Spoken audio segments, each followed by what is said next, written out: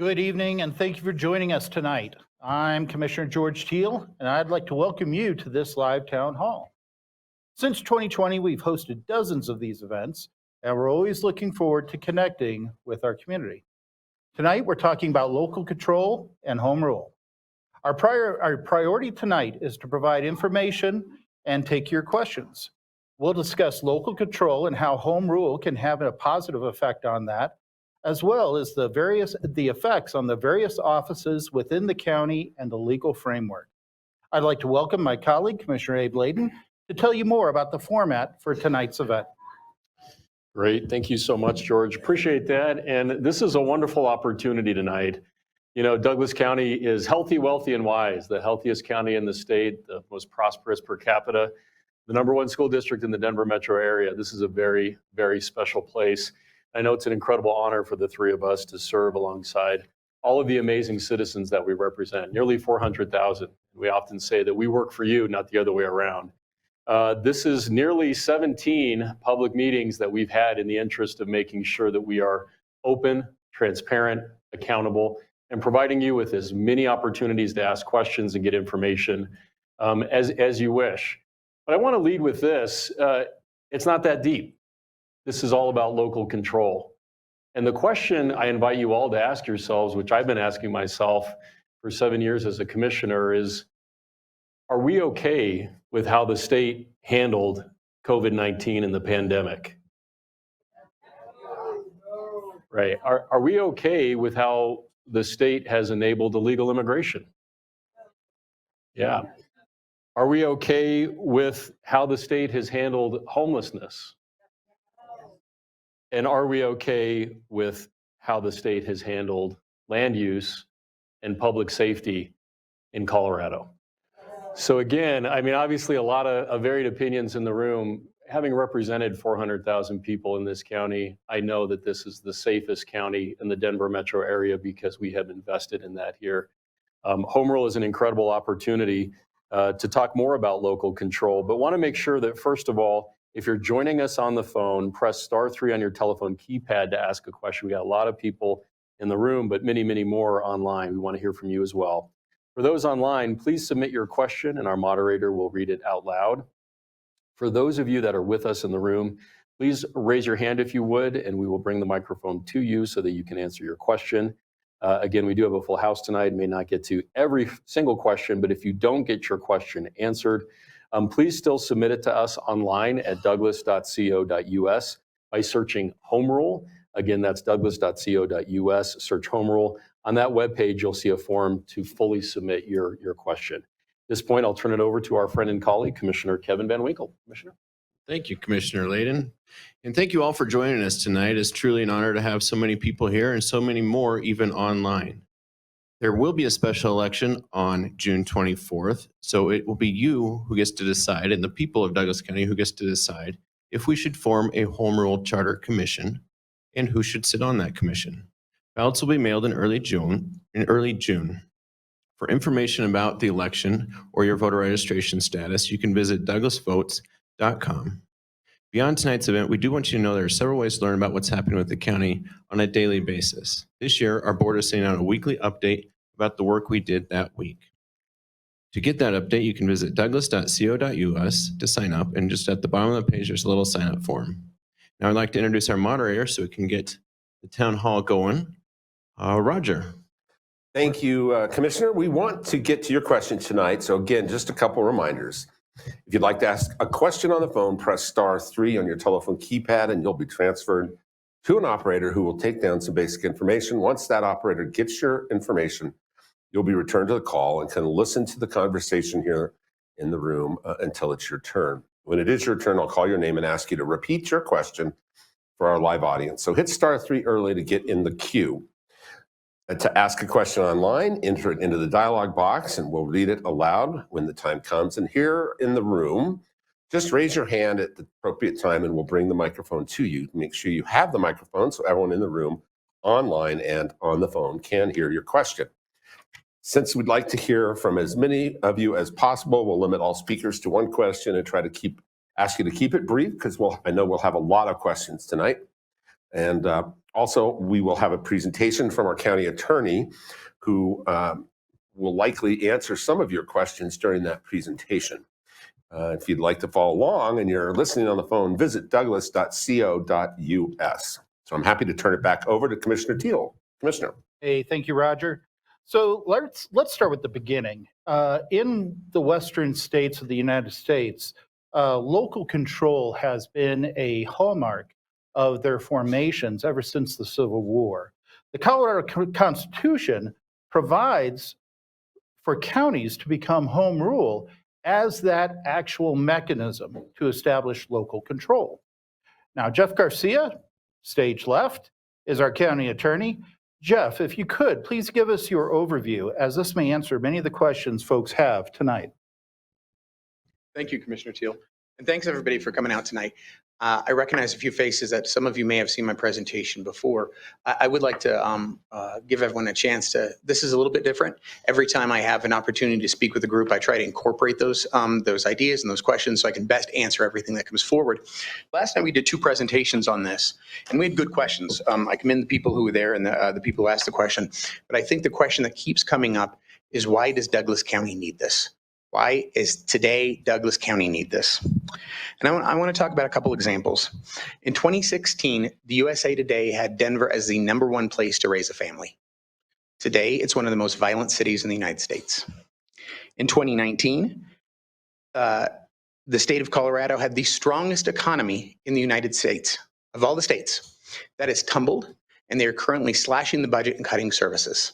By contrast, as Commissioner Layden wisely said, Douglas County continues to be the safest, most prosperous, best educated, healthiest community. We are doing good things in Douglas County, and the leaders of Douglas County want to preserve that. I'd like to talk to you about where we are as a county right now. Currently, there are 4 counties that are home rule counties. Pitkin and Weld are the only counties that are strictly counties that are home rule. Denver and Broomfield are city and counties that are home rule. The other 60 counties, including Douglas County, are statutory counties. That is to say that we are under the rule and government of the state. So when they make a law, the state would follow it, or I'm sorry, the county would follow it. There are advantages to this, to becoming home rule. The advantage of becoming home rule is you get to distinguish yourself as a county from the state. Voters have the right to petition for changes to the charter. There is no charter today in the county that could be changed. The laws that are of county concern are currently made by the board, and you have to elect those individuals, and they get to make the laws for you. You get to opt out of state regulation, some state regulation. You get to retain all of the authority that exists today. So if we became home rule tomorrow, we wouldn't lose any of the authority we had today. Obtain all the authority that is granted only to home rule charter counties, and design a government that best works for the county, and create those unique laws that keep Douglas County a special place. See a lot of people taking notes, and I love that.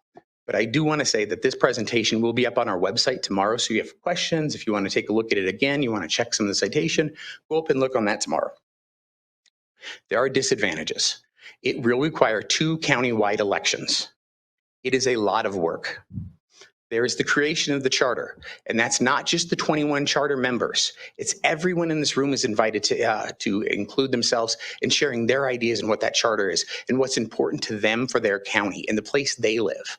But after that, you're walking away from the state governing. You're walking away from the state telling you what to do. So your leaders now have to do self-governance. They have more work to do. And the question will come, as I'll give you in a few slides, that there will be people who may challenge the charter or will say that they want something different, and you have to uphold that the same way that the state does. And I'll talk to you a little bit about how we've made legal arguments about the state in the past few years and how that might continue and how that's a good thing, not a bad thing.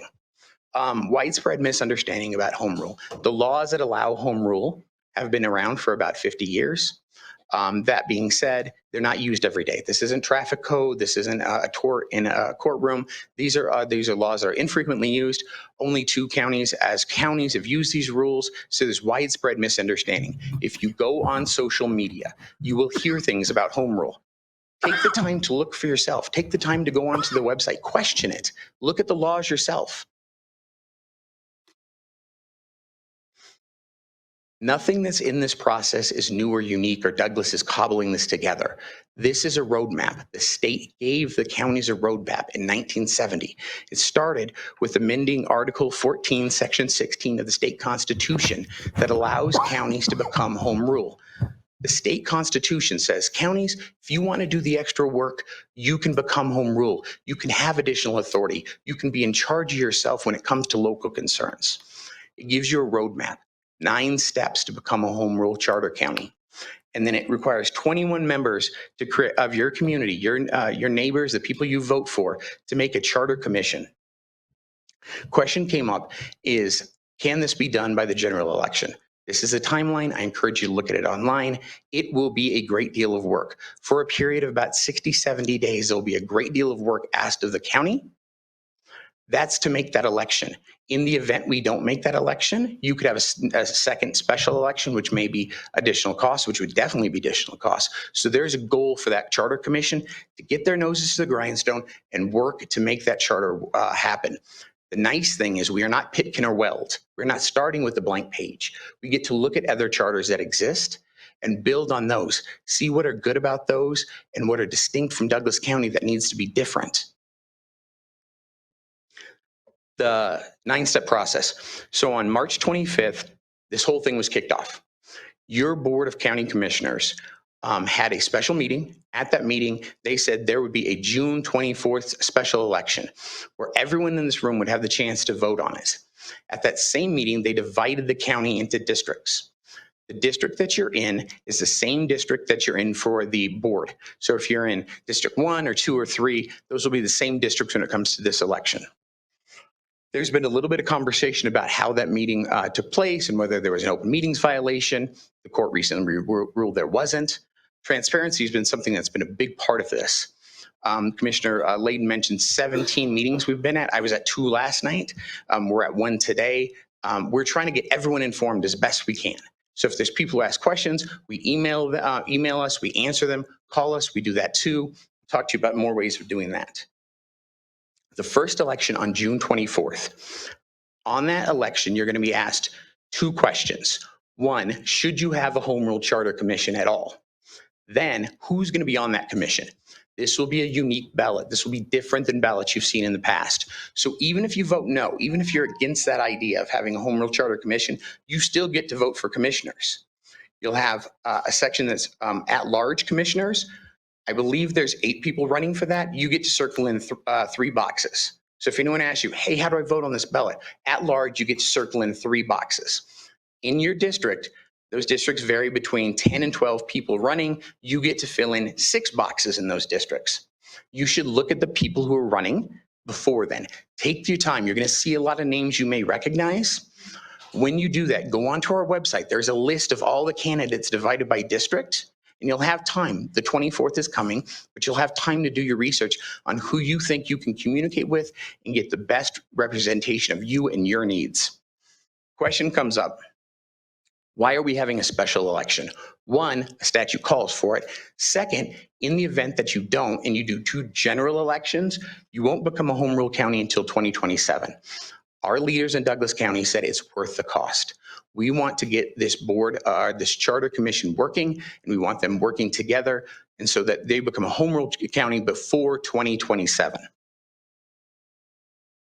Home Rule Charter Commission, once it's elected, will have meetings. All of those meetings will be open to the public. They'll all be open to open meetings law, CORA, all those things that allow you to have access to your government will apply. At that first meeting, they'll elect officers, adopt rules, set a schedule of meetings. Those meetings will be posted. If you want to come and see their deliberation, talk to them about it. In addition, there's on the website right now, today, you can go on the Douglas County website and already start submitting comments to the Charter Commission. If they're elected, they'll be able to see that those comments. In subsequent meetings, they'll work on creating that final draft. That draft will come forward and it will be published. It has to be published in a newspaper. It'll be published on the website. There'll be links on social media. You'll probably be able to share it with friends, right? So, hey, have you seen what they're doing in Douglas County? I don't agree with this. Well, this is a great idea. We do need that. Share that engage each other, talk to each other, and then come back for the 3 public meetings. By statute, you have to have 3 public meetings where the public gets to come and talk to that 21-member board and say, this is what we want. Those can be 15 minutes, they can be 15 hours. But if you want to come and talk to them, not on an email, not on a phone message, not on the internet, but if you want to come and talk to that board, you get the right to do that. Question comes up, I've had this asked a couple times. When Weld County did this, they had 36 meetings. Well, first, we're already at 15, 16, 17 meetings right now, informing people about this. Before you can put pen to paper, already informing people about this. Now, that being said, 50 years ago, things were a little different. We didn't have cell phones in our pocket. We didn't have Teams meetings. We didn't have email. We didn't have portals. There is an infinite amount of time for everyone in this room and everyone online to come and give their ideas on how to make Douglas County special, how to keep it a place that you want to live and where your children want to grow up. After a final draft is approved, if certain legal requirements are met, the Board of County Commissioners will move that forward to a vote. There will be a second election. If that is at the general election, then and it passes, January 1st, Douglas County will be a home rule charter county. A lot of people are asking, why are you doing this? Why is it worth the cost? What do you get out of this, right? Why are you spending thousands of hours? Why are you asking the community to spend thousands of hours? Because it allows you as a county to do things after it occurs that you couldn't do today. And that's important. It's a tool in the toolbox. Maybe you don't like all 21 people on that charter commission, but that doesn't change the tool or the importance of the tool that's being created. There are 4 different ways that a county will get power. First, there's explicit statutory power. So if you look at CRS 3035-103, it states that all the mandatory functions of a county remain. So if we have a sheriff's department today and we have home rule tomorrow, you still have to have a sheriff's department. Human services, zoning, building, coroner, all those things still have to be there the next day. You get to design the structure of government. They have 13 council members in Denver. Some counties have 5. Our county has 3. You have a distinct and different right to contract.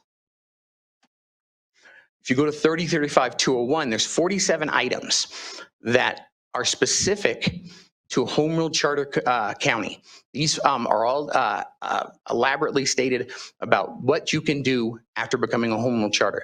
That being said, they're not requirements. These 47 things aren't in Weld County and Pitkin County's charters. They're possibilities.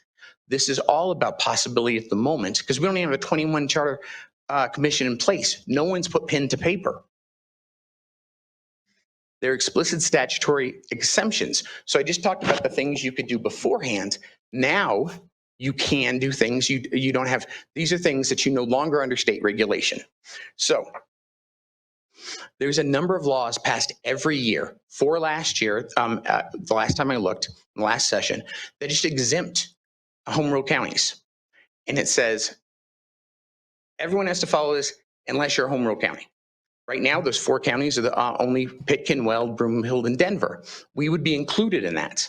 One of the ones that comes to mind is the collective bargaining for county employees. If you saw us in the news, we've had a number of lawsuits over the unionization of our sheriff's department. An organization came in, tried to organize the sheriff's department. That law was fairly poorly written, and it did all kinds of things that kind of messed up the structure of the sheriff's department. One of them was for the purpose of collective bargaining. Their deputies wouldn't be talking to the elected sheriff, the person who is in charge by Constitution to run them, but instead would have to work with their the Board of County Commissioners as their employer. There was a number of reasons why we didn't like that, and we sued. We did, yeah. Well, I had oral arguments about it last Thursday. I don't know if you were there, but I encourage you to hear the transcript. I was very eloquent. That being said, if we were under this, if we were under 3.3105, you would see that if we had this in the home rule charter, we wouldn't have arguments. We wouldn't have to comply at all. We could voluntarily comply, but it'd be up to the county to decide. Implied exceptions. So this is an interesting one because you may have seen this in the news. This happened in February. So there's a case called League of Women Voters versus the Board of County Commissioners of Weld County. Now, ultimately, Weld County lost in this case. And what they'd done is they came up with their own way of redistricting, setting the way that they were going to district for their commissioners. And the state said, well, no, that's a mandatory function of a county, and you have to follow the state's requirements of that. I disagree that the way that you decide to divide up your county is a mandatory function. You have to have the state tell you how to do that. But it did provide a few things. One, it provided a test. It does allow you to say some things are matters of internal affairs of the county and can be regulated, or they're part of a structure of the county and can be regulated. So if something falls into that, then you can have it in the charter. Now, the interesting thing about this is that last night when I was at one of the presentations, someone said, well, does that mean the state's going to sue the county all the time because you're doing something different? State didn't sue. League of Women Voters sued. And it changes standing, and there's a shift in the burden. So I've sued the state 4 times. Property tax, cooperating with ICE, unions, drawing a blank on the other one. But every single time, the first thing they did was file a motion to dismiss and say, you don't have standing. You don't regulate yourself. The state regulates you. You have a statutory county. You have to follow our laws. And I have to overcome that hurdle. That won't be the case going forward. They had to sue Weld County. The League of Women Voters had to prove their standing to challenge Weld County's rights. So there's a burden shift. It's a legal tool that would be helpful to the county. Discretionary authority. Where there is no state law on something, the county can regulate itself about it. Things that come to mind about that are state identity. I believe 51% of the county is open space. Right now, give me 1 second.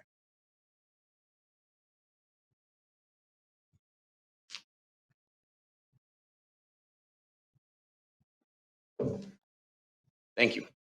51% of the county is open space. Open space is part of the identity of Douglas County. That being said, what if you had a different board?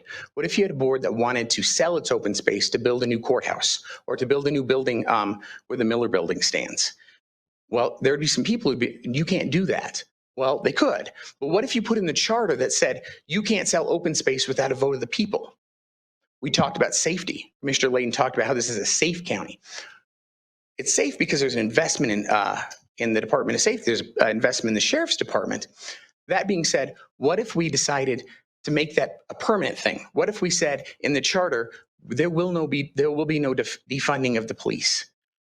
There will be no reduction in the budget or the number of FTEs without a vote of the people, or at the very least by ordinance with a public meeting and public comment. Things like this can really say, this is what's important to Douglas County, and it's important enough for guardrails to be put in place so that your leaders in the future have to follow those. This is what other counties have included. It doesn't have to be in there. These things might be really important to Douglas County. They might be really important to people in the room, but they don't have to be in there. Public questions. So as I've done these presentations, all kinds of people have come up to me either during it and asked questions or afterwards, and they said, hey, can we do this? And it's not up to me. It's not up to your Board of County Commissioners. It's up to those 21 people to get a majority and say, this is going to be something that we believe can get in the charter and get adopted by the voters. That being said, I think there's ideas that people have had in this room and haven't been shared that could make the charter even better. And it's not just 21 people, but it's you communicating with your representative government to make this charter a special thing. Again, nothing that's in this is new. Nothing that's in this isn't been created by design. There is a roadmap in place. We can look at Weld County. We can look at Pitkin. We can say, these are the mandatory requirements. We are going to put together a structure of government that best works for Douglas. We're going to talk about those additional powers. We're going to talk about finance and debt. It's a requirement. Opting out of state regulation that requires you to explicitly opt out, and that discretionary authority, those things that you want to preserve, that you want to codify, that the identity of Douglas County can be made into a document that can go forward. That being said, that's the end of my presentation. I do want to thank everybody for taking that time and listening. I'd like to kick it off to Commissioner Layton for additional questions. Great. Well, thank you, Attorney Garcia. And I think it's really valuable to all of us, both on a citizen level and an elected official level, to have such a great legal mind helping us understand everything associated with home rule. Wanted to clear up a little bit of a misunderstanding. So we did have a recent survey. We do that every couple of years. And, you know, for those of you that didn't get a chance to see it, we had 63% indicate that local control was a priority to them, either a high priority or a medium priority, to have greater local control and independence from state control. So that's important to us. You know, it's a scientific poll, same scientific researcher that does a sample size and gets that for us, and has done that for literally decades in the county. So I think it's an important issue, but we want to continue to hear more. You all have taken the time to be out here with us. So before we go online, I'm going to come out to you and see if you guys have any questions, and then we'll kick it back to our electeds. Thank you, sir.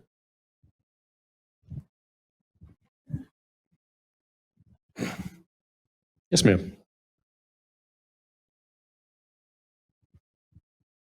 Welcome. Thank you. Hi, my name is Amanda. So it's my understanding that in Douglas County, that all of our towns within Douglas County are already home rule. So could you speak to how this will help those towns that are already home rule and those of us like myself that live in unincorporated Douglas County?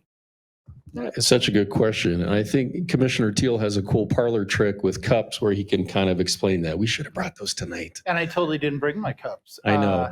I will say that it is important to remember that this isn't a UFO. Every single municipality already has home rule, so it's not the most foreign concept in the world. But Commissioner? Yeah, and the effect on any of our municipalities, which are all home rule already, is some have been home rule for years, decades at this stage of the game, will be very minimal. There will be elements that maybe we think up that should go in the county charter during the charter formulation process that maybe one of our home rule municipalities would want to adopt. And so we're already talking, the county attorney and I already talking about making sure we've got a clause in the charter right off the bat that gives them that opportunity to adopt it. But here's the deal. They're already home rule. They already have methods laid out in their municipal charters on how to adopt changes to the municipal charter. And I think in every single instance to change their charter, it involves a vote of the citizens of that municipality. There are other elements that we might have in our charter that those towns and cities would want to just adopt as an ordinance. Again, they're their own home rule entity, just like we want to become. And so they have their own procedures, whether they adopt it by ordinance, resolution, even a memo of understanding with the county, or an IGA, an intergovernmental agreement with the county, in order to enable those things. So it will have only the effect on our municipalities that the municipalities want to have. And so I have had people say, is there going to be adverse effects? I don't understand how, because if that municipality doesn't want something that we put in the county charter, they don't have to do it. Yeah, and we have a young lady with a question over here, and I wanted to clarify to make sure people get this. So I know most people know this, but Highlands Ranch is not a city. It's a metro district. So unlike Castle Rock and Parker and Lone Tree, the only way for Highlands Ranch to have that degree of local control is for the county to be home rule. Otherwise, they would not have that opportunity. Let me turn to you. Yes, ma'am. Thank you. My name is Camille, and I want to thank you for presentation to clear all that from an attorney perspective. So what happens if it doesn't pass? Will you accept the election? And what will be the next step, if anything? Well, let's go to the county attorney to talk about the legalities. As far as the accepting of the election, I don't think we're going to have much of a problem with that, but we could talk to that too. So Jeff, if you could, please. the election results would be accepted, and the Board of County Commissioners would have the opportunity to determine whether or not they would like to address this issue again, or if there is a group of the public that would like to do this, they could petition for this issue again. But just simply it losing doesn't make the idea that that legal right go away forever. It just means that at this time, the people of Douglas County aren't ready for it, or they don't want it. Yeah, and in 7 years, I think every single year we have received a briefing from the county attorney, and one of them was Jeff's predecessor, about whether or not to do home rule, and we have talked about it every year since I've been here. I know it's been around for a while. Yes, sir. Kevin Duffy. I'm a 30-year resident here in Castle Rock, and I also spent the last 36 years as a member of the Douglas County Sheriff's Office, just retiring this past March as a bureau chief. So I have a pretty good idea what's going on in this county. First statement I want to have to say is to Jeff Garcia. I'm a little bit disappointed in my county attorney right now that you came up here and did such a pro presentation and not show the adverse effects. It was very clear to me sitting here listening to your presentation that you're trying to sell this to us, and that's not your job as a county attorney. Commissioner Layden mentioned your predecessor, Lance Engel, has brought this up many a times because prior boards have asked this question. He did an outstanding job showing the pros and the cons. So I would challenge you to bring Lance Engel's report to the public so they can see his report as well as what your report is. My second statement is to the county commissioners. I've been in this county for a long time, and I've worked for the sheriff's office, and I've read a lot about what you guys are saying about how much, you said it tonight that this is the safest, healthiest county, and now you want to change that and go to home rule. I don't understand that. It's the old adage, if it's not broke, don't fix it. All right? Then the third thing is, I'm hearing a lot from the county commissioners, especially Commissioner Teal, about crime in Douglas County and about how these immigrants are coming down here committing all this crime. I can sit here and tell you, number one, that's not a true statement. Number two, the only person that should be talking about crime in this county is Sheriff Weekly. He's the only one up there at that table that knows the truth about what's going on when it comes to crime in Douglas County. Thank you for that question, and thankfully we have the sheriff here. Karen?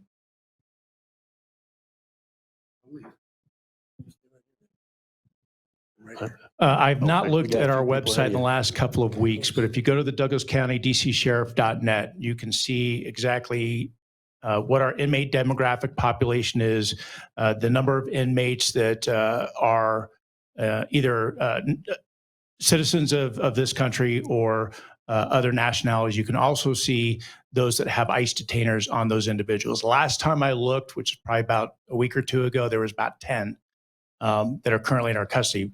But it's important to also note I have approximately, depending on the day, about 400 inmates.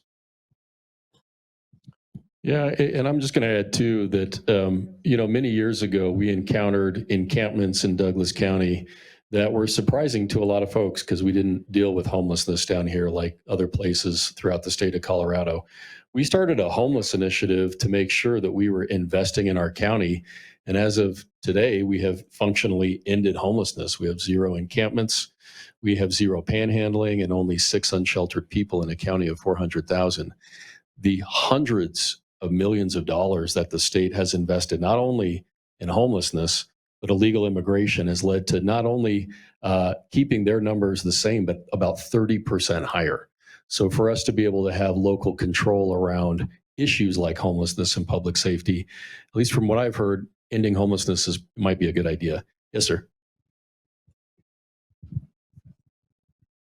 The Colorado State Capitol commonly writes legislation declaring that a proposed law is a matter of statewide concern. How does home rule balance a state preemption versus local control? And what is the method to balance those two? Thank you. He's calling me back up. So who would like to take that? I think that's a Jeff. So looking at that slideshow that I discussed earlier, In those matters that are of state concern and are defined as state concern, although just the General Assembly saying it's of state concern doesn't make it that. There's a case called Glenwood v. Glenwood that says ultimately it has to be truly a matter of state concern. Those matters are for the state to govern, but those things that are eternal matters, those matters that are specific to the county or within the county, those are matters that should be governed by the county. That being said, they were challenged. So Weld County was challenged on something they felt was internal, and they had to defend it, and it didn't work out for them. Is it possible that in the future that would occur and that we would have to defend something as well? Probably.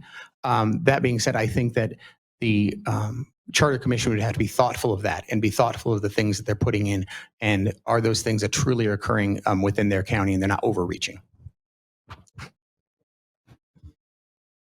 No, it'd be quite the opposite. So if you put it in the charter and then some other organization says it's unlawful, we'd be sued. So in that case of Weld County, the League of Women Voters sued the county.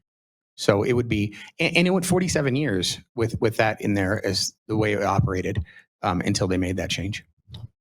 So our producer is shouting at me late in next segment, but I want to make sure that's a really important question that we heard, which is your predecessor had pros and cons about home rule, why we should do it, why we didn't. For many years, we said, no, it doesn't make sense. Let's not do it. Anything else, Jeff, you would, what give us the objective legal cons? I think it depends on what you consider a legal con. I did have a disadvantage slide up there, and I hope people took the opportunity to look at it. It is a costly process. So people ask, why haven't 60 other counties done this? Smaller counties can't do it. It's an expensive process. There's a lot of time investment. There may not be the bandwidth to do it. Some counties have outside counsel, so they would have to pay an outside attorney to do this. There's 2 elections. And you can lose. So you can make a big investment and then the county doesn't support it. And then you've made this big investment and get what you needed out of it. And then there is going to be legal challenges. And that's a little bit different too. So since my time here, since my 2.5 years here, we've taken litigation in-house. We don't go outside and hire outside attorneys nearly to the degree that we've done in the past. In fact, we've kind of stocked our office with the ability to litigate. So that being said, we don't have that outside cost that maybe other counties would.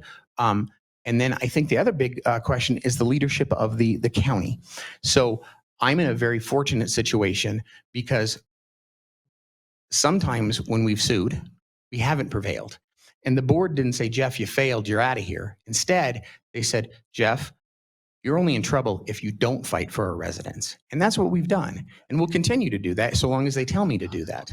And there's a chance we're going to lose. There's a chance that maybe the Charter Commission oversteps and we have to defend ourselves. But if it's for the betterment of the residents, I know that our Board of County Commissioners are okay with my office taking that on. And if we fail, we did so fighting to try to prevent things that are important to this county. Well, and I'm just going to tell you straight up, what I heard from Lance every year, Jeff's predecessor, was 2 things. The process is really complicated. And I think we'd all agree it's a lot going on. And I think he would always say it really depends on who are the 21 people on that Charter Commission. So I think that's really significant. Do your homework and look at the candidates. But Commissioner Teal, you had a comment? Yeah, I mean, I really appreciate Chief Duffy. Obviously, you did get a presentation from the county attorney that it listed all the cons. I never did. I never once did. And I asked several times every year since 2020 when I won this office. All I ever got was it's complicated and we can do everything that home rule we could do everything now that we could do under home rule. And then lastly, if we open it up for 21 people, and this is from the county attorney, we don't know who those people are, and we don't know that we can trust them. I always said, actually, those 21 people are going to be Douglas County residents. I always felt we could trust Douglas County residents. Yeah, well, okay, so moving on to our next segment, we will get back to more citizen questions. So with us tonight as well are other Douglas County elected officials who can tell us how home rule would impact their particular offices and departments. And we do have a distinguished panel of our constitutionally elected officers. If each of you could tell us a little bit about your office and how home rule would apply to you if voters decided to move forward with this process. And we're honored to, again, have Sheriff Darren Weekly with us, Assessor Toby Domish, Coroner Rand Brown, and Treasurer Dave Gill. We'll start with Sheriff Weekly. Thank you. I am not an expert on home rule by any means. I have had numerous discussions with our county attorney on what the pros and cons are. To be clear, I only have one dog in this fight, and that is public safety for Douglas County, for unincorporated Douglas County, our partners with the police departments, and my office of sheriff and the organization that I represent.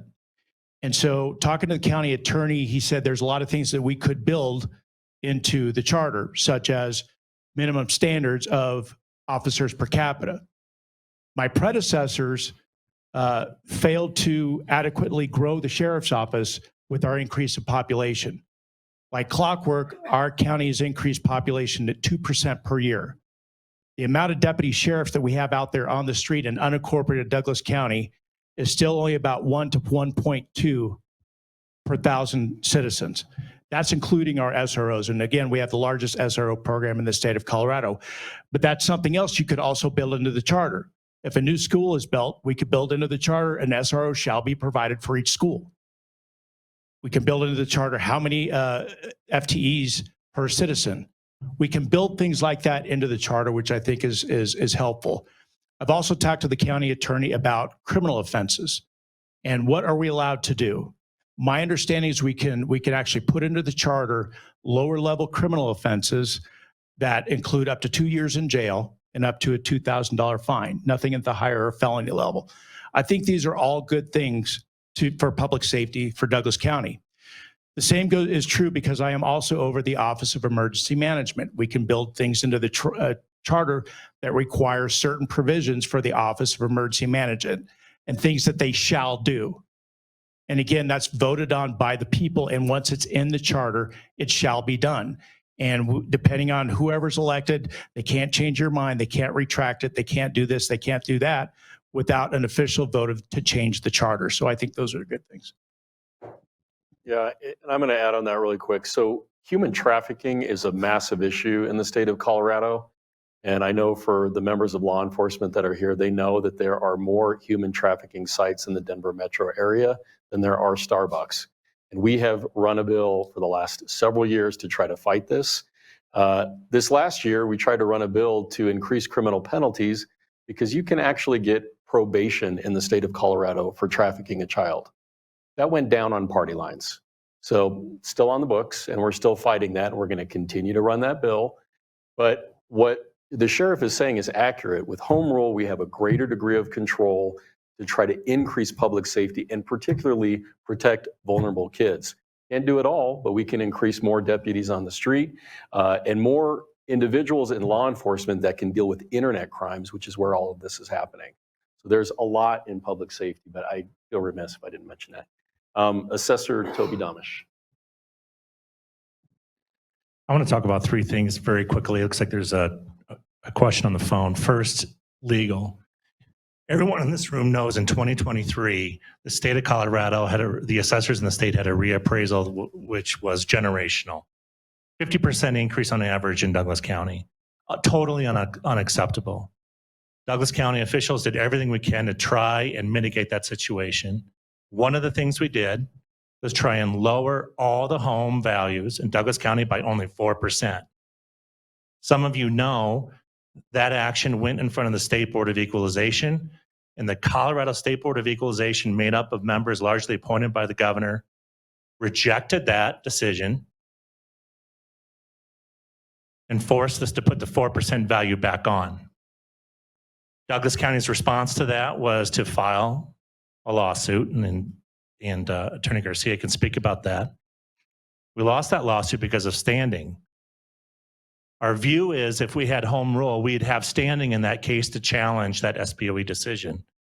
That State Board of Equalization decision was arbitrary, it was fraudulent. They had no basis to do that.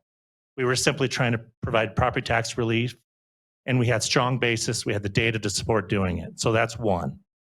Secondly, organization and function of this government.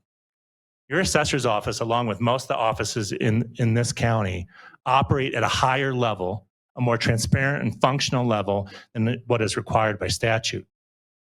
Now, we can't assure that every assessor in the future does that, but as your assessor, I am doing that.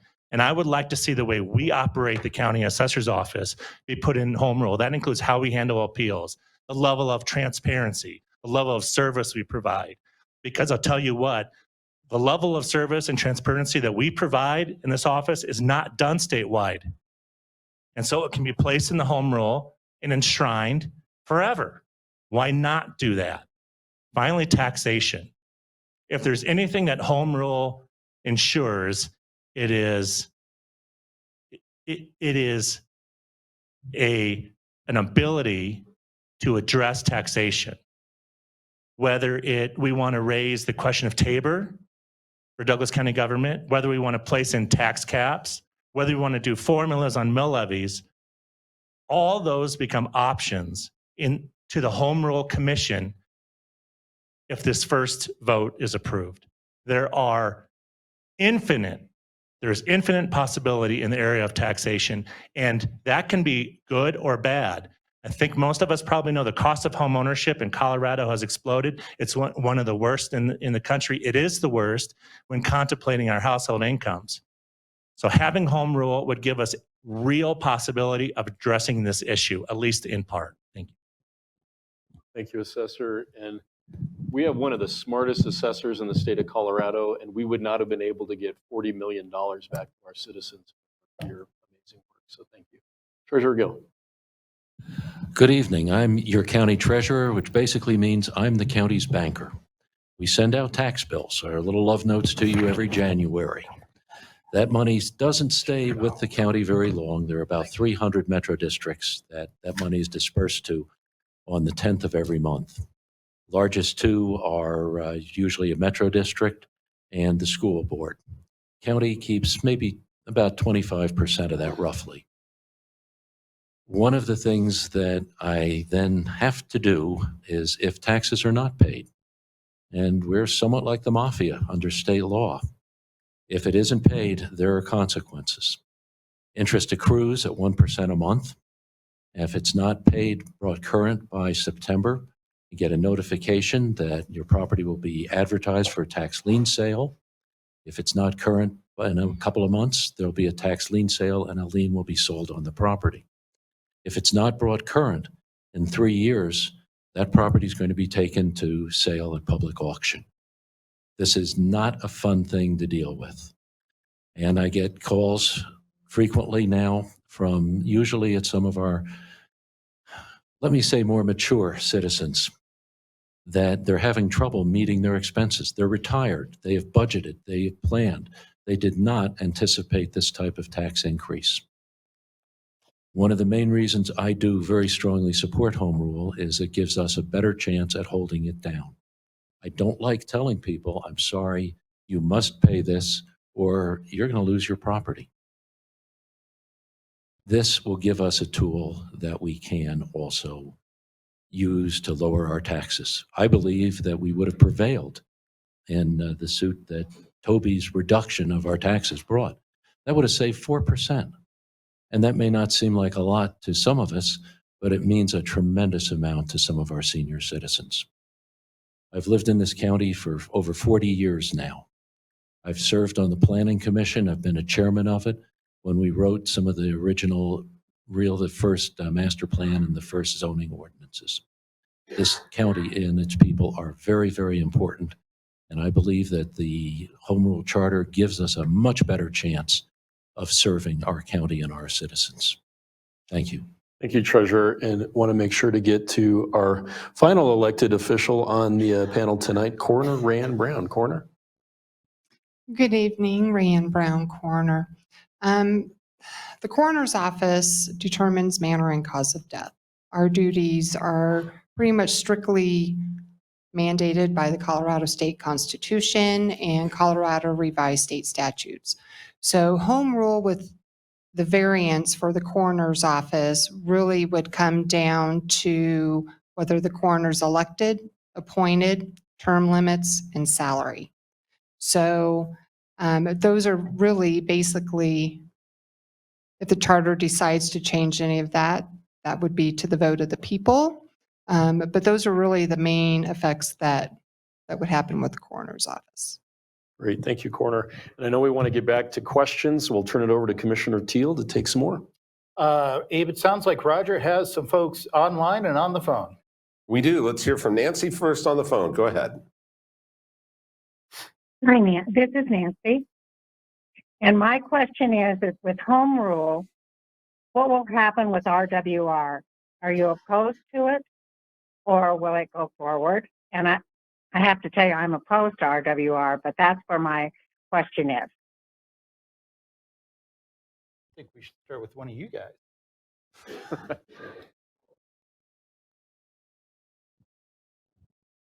Well, it's my understanding, and I believe our county attorney can correct me, but RWR, first of all, hasn't been an issue for several years at the county commissioner level. I did run and I did take a stance against participating in RWR.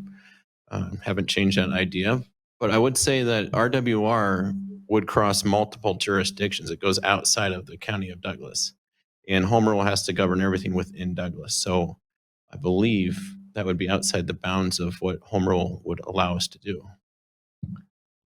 Yeah, and I'm just going to be straight up. I mean, there's a difference between what we're talking about tonight, which is local control. It's as simple as it is in my mind, and noise. And I know that opponents need to create noise to oppose local control.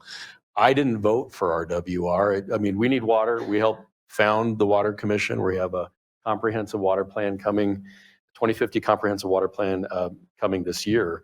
But I voted against RWR. The time was not right to have. Yes, absolutely. We do have a question online also, if you're.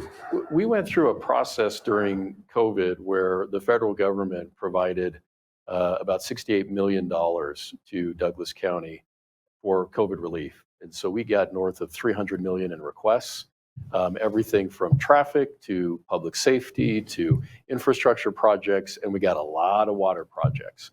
One of the big water projects we were approached with was around diverting water from the San Luis Valley. And I'm a fifth generation Coloradan. Most of my family is in the San Luis Valley, and diverting that water to Douglas County. It was a very long conversation. We hired external counsel, a Stanford educated attorney, water law attorney.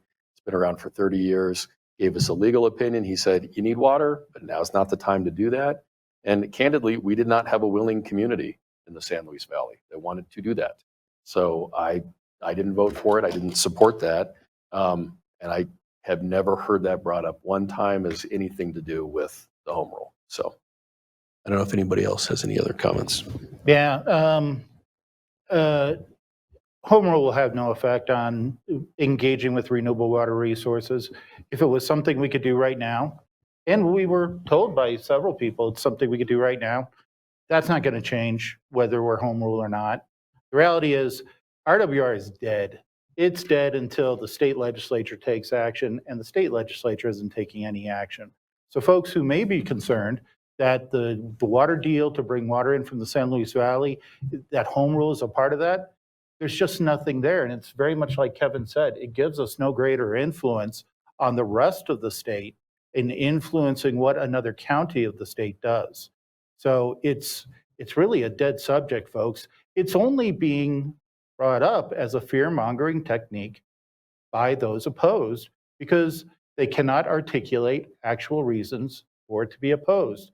So they have to create a straw man to scare you guys.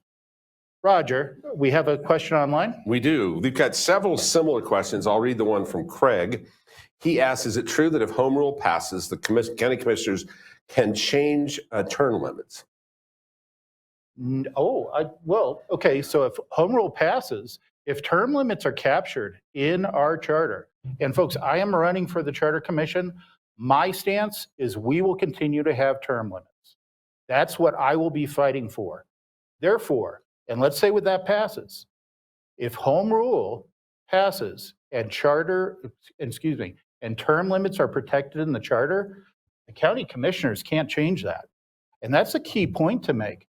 And it was actually made by the sheriff, that if we write something into the home rule charter, we all have to follow it.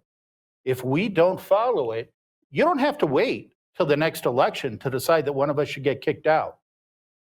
You will have the ability to challenge the county, and we have to pay for your ability to challenge the county. That's what being a home rule charter county means, is that you, the people, are empowered. If we pass an ordinance right now, guys, we passed it. You have to wait for an election, or you need to do a recall in order to hold us accountable if you don't like that. Not so on a home rule charter. You can immediately file a petition that can challenge it. Roger, online question. Yeah, well, before you do that, so I'm the one I'm in my second term. I only have a year left. I want to be very clear on the record. I'm only one, and I am on the ballot. If I do get elected, I would support term limits. I have no interest in, even though it's been the greatest job in the world, commissioner years are like dog years. They're about 7 years at a time. So it'll be about 56 years for me by the time we're done. I support term limits and the right for other individuals to run for that seat. Also, not interested in changing salaries on any level. That is not something that has ever come up in any discussions that I'm aware of. I have no interest in changing salaries or term limits. So for whatever that's worth. Kevin, did you care to weigh in before we go to the next online question? No, and at a lot of our town halls, it's also come up as if we're going to take it away for you, take away your ability to vote for, say, the sheriff. And I haven't heard anyone advocate for taking an office away from the ability to be voted in as opposed to appointed. Like in Denver, I believe the police chief is an appointed police chief. Aurora's an appointed police chief. In Douglas County, our sheriff, in all counties, the sheriff is elected. And we would, at least I support that, support term limits, support not changing pay. Those are, I believe, more just fear mongering of things that could come up. No, I don't think we need to elect a surveyor. I probably would say we don't need to do that. That's true. That's a charter discussion if we get there. Yeah, and those are duties that are within the already and have changed over since 1865. All right, we'll do this question, commissioners, from Gerald, and then we'll have to move to segment 12 as you're looking towards your script. Gerald asks, where can we find information, bios, on the individual members running for election to the Charter Commission? I do know that the Douglas County Republican Party has endorsed a slate, and some of the bios will be available there. Beyond that list of endorsements, I don't know. Yeah, the county government can't get in the business of essentially campaigning for a candidate.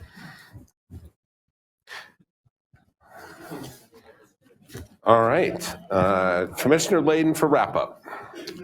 Oh, well, no, I did hear a question. Hey guys, where did the names we want come order in from? here, please. Let's just keep it respectful. So we do have only 3 minutes left. Real quick, Abe, if I could. go ahead.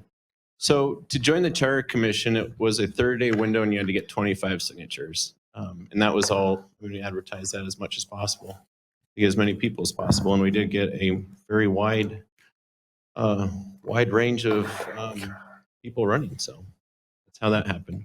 Absolutely. And I have to apologize because we had Weld County Commissioner Scott James on, and we also have Professor Robert Cruz, who's chair of the political science department, my major, with MSU. And I think what we'll try to do is put up your information online so people can access that. I can hang around and chat with folks. Okay, so yeah, if you have questions for the professor, please hang out for a little bit with us. But just to wrap up, and I'll turn it over to my colleagues, I just want to thank everybody. This is a very important decision. This is like 1776 and putting on those wigs on and forming a new government. It is not casual. That's one of the, we got 2 minutes and then the feed cuts out, you guys. So, guys, we do expect order. We do have about now 1 minute left, so it's going to be shorter if you cut us off. I will say this is very simple. It's about local control. You care about local control. That's what home rule is about. I'll turn it over to Commissioner Teal for his final wrap up. So I grew up in Weld County, and in Weld County, the reality is, in Weld County, where I grew up, Order. we have been home rule almost my entire life. They adopted home rule in 1976. The reality is, Weld County exists in the state of independence that we don't have, that we wanted to have during COVID, and that we do want to have moving forward. I think we should be like Weld County, vote yes on home rule. Kevin. Commissioner Van Winkle. Discussion here. I wanted to extend the meeting. Sir, Commissioner okay, Van we do expect Winkle. order in this room, sir. I will ask the sheriff's office to get involved. I will, so here's the This deal. is the 18th one This of is the these. 18th public meeting. This is the 18th public meeting that we've had. I will ask for order in this room, and the Douglas County Sheriff's Office are in the back, okay? This is a public hearing, and it is a violation of law to interrupt a meeting of the county. So I want to caution you about that. Shame All of on you, your comments, Representative. if you do have comments, you can actually register those at douglas.co.us.